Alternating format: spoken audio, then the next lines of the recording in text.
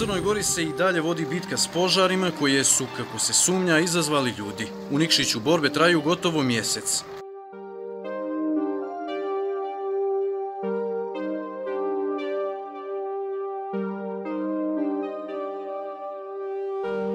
Mi iz naše struke sumnjamo da je veći dio ovih požara podmetnut. Tako da li je to sve povezano, ne znam, ali definitivno je dosta od ovih požara podmetnuto.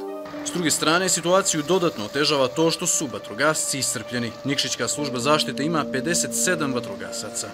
Te požare koji gore na teritoriju opštine Nikšić kontrolišemo, znači trudimo se da sačuvamo objekte i imovinu ljudi.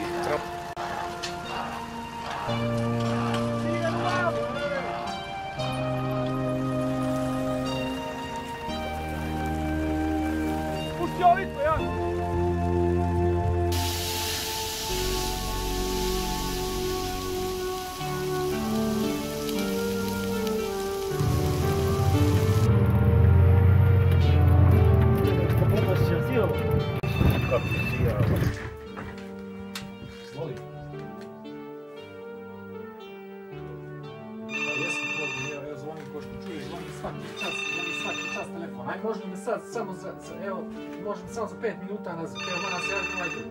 Ajde. Voli. Vjerujem ti slobodno, evo dobili smo informaciju da je veliki požar i to, ali evo vjerovali ili ne, da mi nemamo ni ljudstva, ni sredstava, više, ne možemo više.